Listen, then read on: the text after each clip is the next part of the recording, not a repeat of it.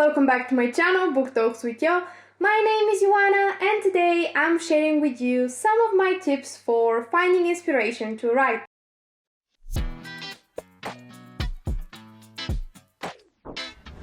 So, we've already talked about dealing with writer's block here on this channel, but sometimes it is just that you lack the inspiration to sit down and write, which leads to you lacking motivation, and we all know how this usually ends.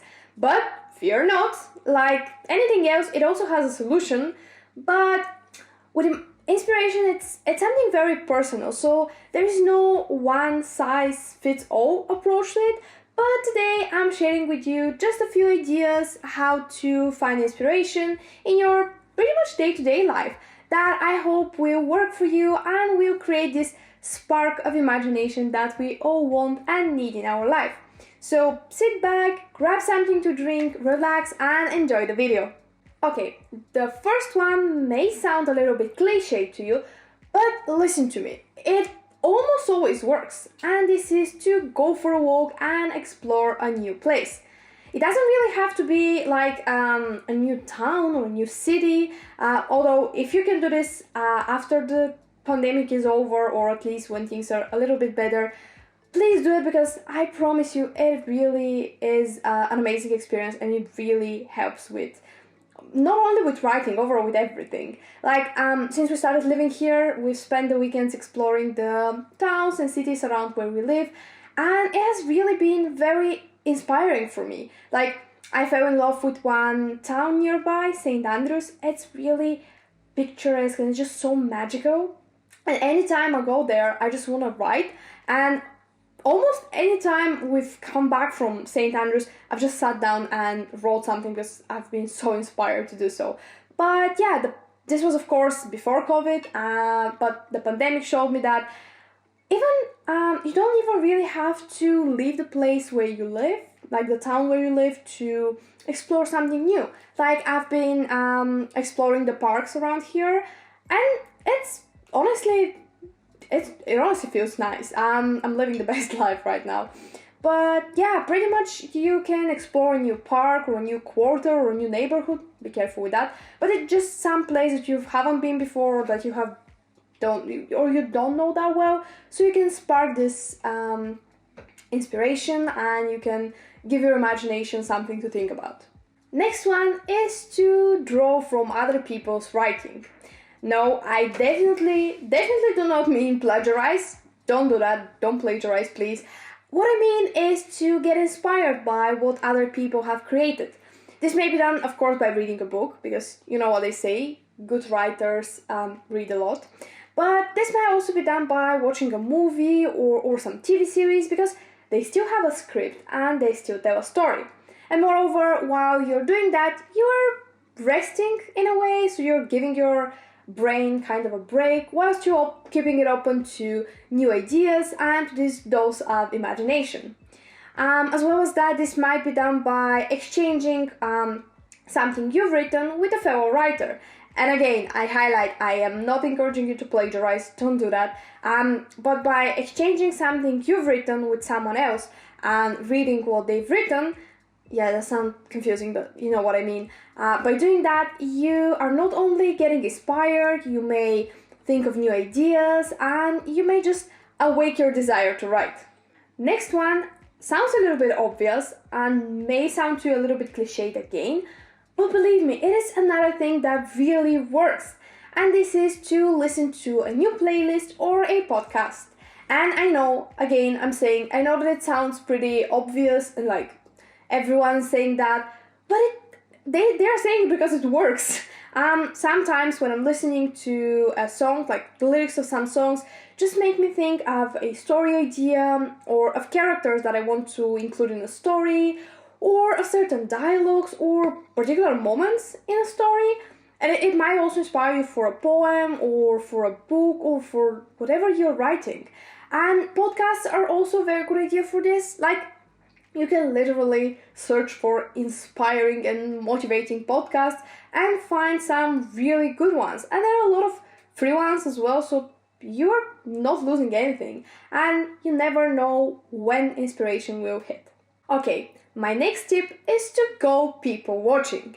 Yes, stalker mode activated, but please don't make it very creepy. I mean, we've all been there. We are at a cafe or a restaurant or just in the park, and as we are doing something, maybe talking with some other people, we find our eyes darting around the place, just observing what is around us, observing the people around us, how they look, what they're doing, are they laughing, are they thinking, and so on. And yes, this is people's watching and people watching, and it is kind of a guilty pleasure for most writers. But I mean, we need inspiration for characters, they don't just pop out of thin air. I mean, we create fictional things at least loosely inspired by things from our real life, so yeah, it's obviously something we need. And I really think you can learn a lot by people watching, just the way people act, the way people dress, the way people talk, the way they act when they are alone in public, or the way they are laughing, they're eating, they're drinking, and just sitting, I don't know, etc. You can learn so much by just observing people, and sometimes by just witnessing a conversation, not eavesdropping, just witnessing a conversation, or seeing some couple at the cafe or a lonely person in the park, you can be inspired for something great. Next one is to go back down memory lane. We all have this box or this drawer or just this small notebook where we keep some memories from the past. It might be just some miscellaneous object, something that someone gave us when we were younger, or old movie tickets, or diaries, or I don't know, notes that you passed with other students at school, or just something that you wrote when you were younger and just needed to express your feelings. I think most of us have this somewhere. It might be photos as well, but sometimes it's really worth going back down this memory lane and remind yourself of a time or moments or people that are in the past now, or of yourself in the past, because this might inspire you for a story or two. I personally have this whole big drawer back at home where I have many stuff, and I call it my memory box. And yeah, I have this particular thing. I have this one notebook where I wrote things when I was younger and just needed to express my feelings about the stuff that were happening around me. I know it sounds like a diary, but it's not a diary, because I was already trying to make it sound poetic and creative or something like this. And sometimes I really like going back, reading stuff from that notebook. Although 11-year-old me tends to be a little bit over dramatic in those texts, it's still something that has inspired me a few times before, and I've actually taken some passages or just things from this notebook, of course edited them, and included them stories. So yeah, it's just worth exploiting, in a way, your personal memories, and just seeing what might inspire you and what might make its way to a new story or a new poem or a new book. Just, you never know, so it's worth it just trying and looking what you have there. Next one is actually one of my favorites, and this is to visualize your goals and desired outcome. Just envision this. You envision yourself sitting down to write. Now envision yourself finishing that book or that story or that poem or whatever you're working on. How does it feel? It most probably feels amazing, finishing something. Now envision yourself publishing that something, and imagine holding the finished product in your hands and seeing it in libraries or in bookstores. And yeah, I'm sure this feels amazing, and just thinking about it makes you excited. But pretty much the first step that you need to do in order to actually turn this into reality is to simply just sit down and write. And I don't know about you, but this realization really inspires me and motivates me to just get things done, get the work done. And yeah, this is pretty much what helps me. And sometimes I actually dream even bigger than that. Like back in November, when I started working on this book that I'm currently editing, I had a few days that I was daydreaming about Netflix making a show on my book, like them asking me to make a show, because I really think it would fit a show, but yeah, this really inspired me and kept me going, and I was actually already choosing the actors for my roles in my mind. Another tip is to try something new that you've never tried before. It might be to join a club, or go for a hike, or go for a swim, or I don't know, try a new recipe, or learn a new instrument, or a new language, or build a puzzle, or play a board game. Whatever it is, there are so many things that you can try for the first time, and for some of them you don't even have to go out of your house, so it's more just finding something you've never done before and experimenting with it, because it usually not only inspires you, of course it will inspire you, but it will help you discover yourself and learn something about yourself that you maybe didn't know you enjoyed or didn't know you were good at, and you're just racking your brains around, and yeah, this of course stimulates your creativity and therefore it inspires you. So yeah, this maybe is the one that I recommend the most. Okay, next one might sound a little bit odd to you, but listen to me. Learning new words. It doesn't matter whether this is your mother tongue that you write in or some language that is not your first language, there is always more to be learned.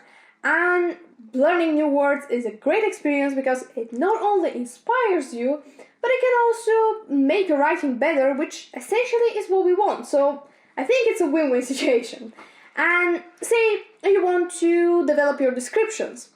Find a list of descriptive words on Google and choose 5 of them that you either don't know or know, but you can't really think of a time that you use them ever in writing, and just note them down somewhere for a week or for 2. Try to use them in sentences and see how that goes. I don't know about you, but personally, it might be something just for me, but personally, I would find some word that, for example, I didn't know, but I really like the meaning of it, and I would just try to invent a scene in my head where I can use that word, and yeah, it just helps me sit down and write. My next tip is to watch online author talks or other literary events. And now, more than ever, there are so many literary events, book talks, author talks that are being streamed online, and most of them are free. Like, I know that some of them are paid, but there's a very decent amount of free ones as well.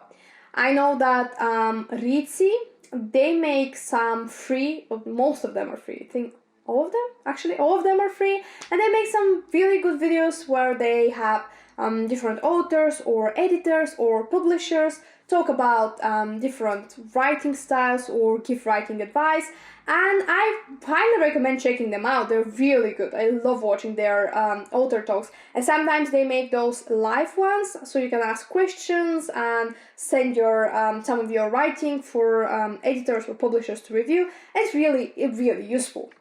But I'm sure there are a lot of book events as well. You can just search online and find some free ones. You can also just type author interviews in YouTube and find some of your favorite authors talking about their books or something like this.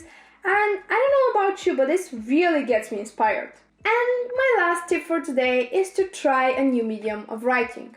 Sometimes you lack inspiration or motivation just because you're stuck.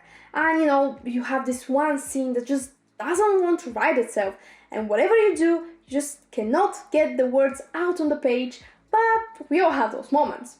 In such cases, what I would advise is to just try some new medium of writing. You don't have to be good at this. For example, if you're used to writing prose, write poetry, or the other way around, or write a script, or a play, or just some other free form of writing. As I said, you don't really have to be good at it. You just have to experiment with it. And just getting outside of your comfort zone and trying something new might really get you unstuck and really inspire you.